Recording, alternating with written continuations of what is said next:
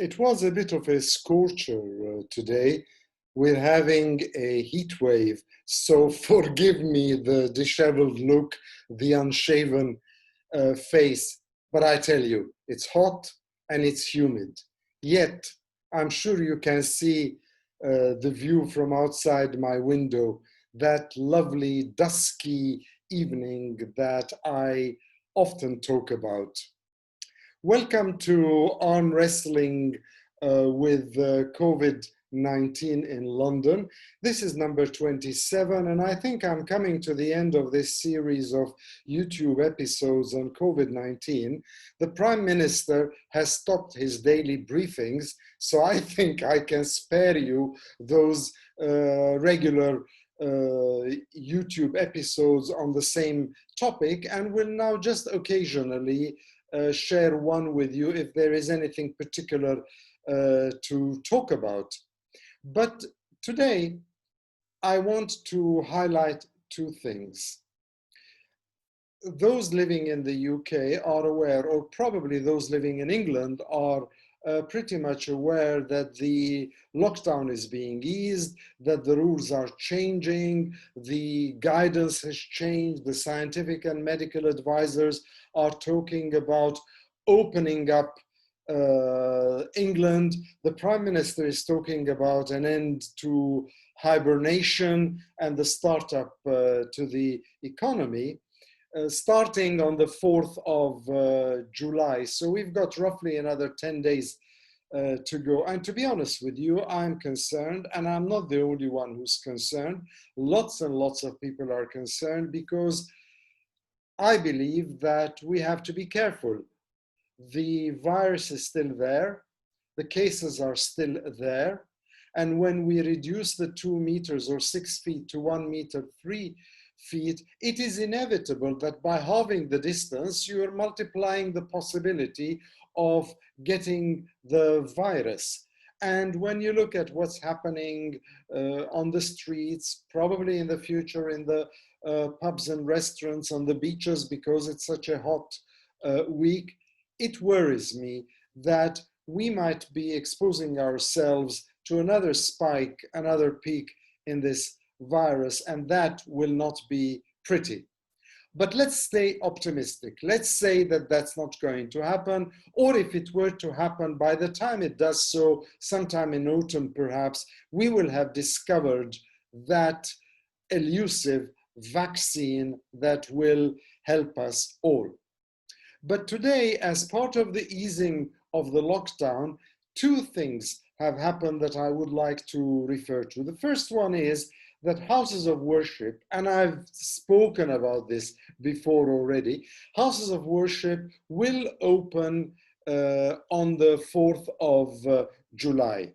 Now, that's interesting because if I take the case of churches, which is pertinent to my own faith, I actually went and visited 2 churches over the past few days. I went to a Roman Catholic church, and then I went to an Armenian Orthodox church. Why? Because until the 4th of July, churches will be able to open for individual prayers only, a couple of days a week, until the 4th, when it's back to the full fellowship and masses and what have you. And it was quite an experience. In the Catholic Church, it was like going through one-way traffics, making sure you use the sanitizer, sitting on the pews that you're allowed to sit on, but not on the ones that have been crossed out. And it was a surreal experience, really. It was almost like a kermesse, a festival, a garden party, and then suddenly you found yourself in this hallowed space, and you had to sit down to meditate, to do your individual praying, and then come out. So it was quite interesting, and I could see people there, stewards and a couple of priests as well, trying to guide people. There weren't that many people, but it's sporadic. Guiding people into the church so that they could go and pray. And I just thought about it. I said, it's going to be tough after the 4th of July when churches are open. people responsible for those churches will have to make sure that the rules are safeguarded and observed. Otherwise, we're going to have a problem inside those houses of worship, whether they're churches, whether they're synagogues, whether they're mosques, or whether they're temples. So that's one thing. And then I went to check what's happening with the Armenian church. There's a quaint church just down the road from me as well. And guess what? Yes, you could go to church for individual prayers. However, you had to make an appointment in order to be able to go into the church, to have the gate open so that you could go and pray. And I almost smiled because it's like making an appointment with God.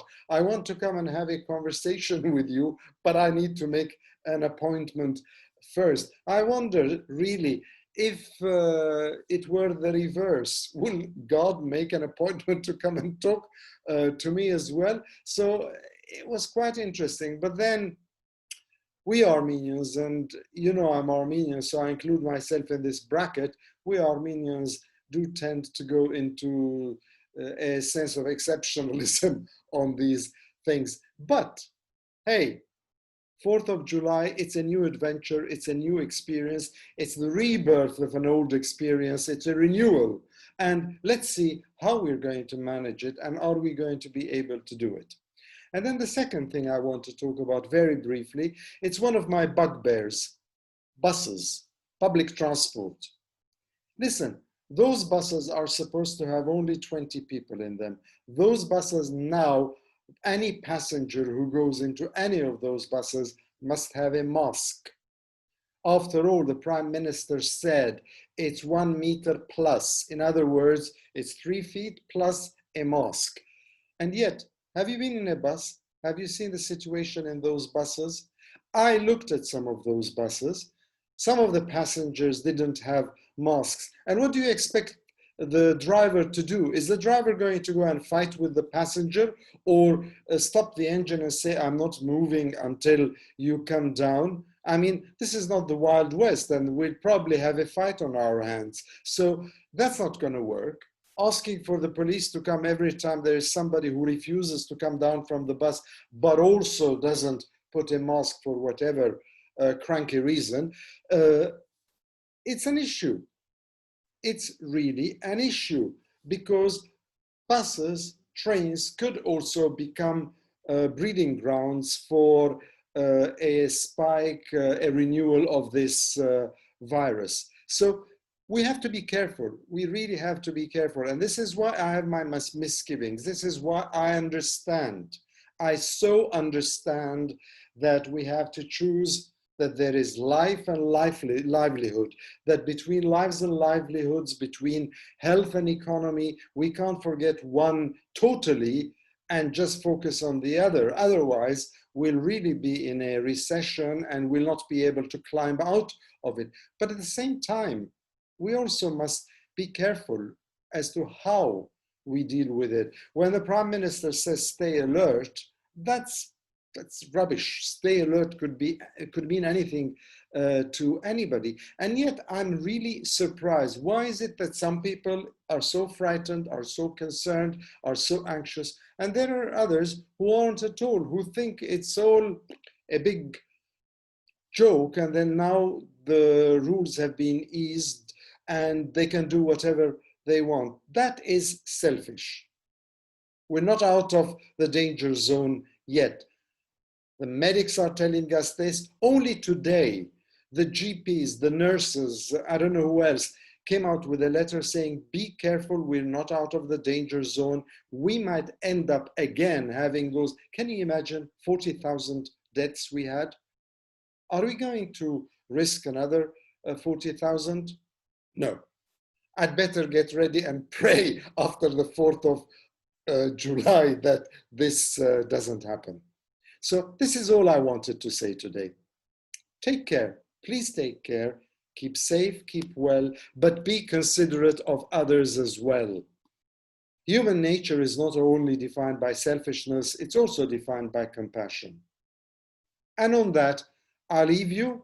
And as I said, see you when I see you next.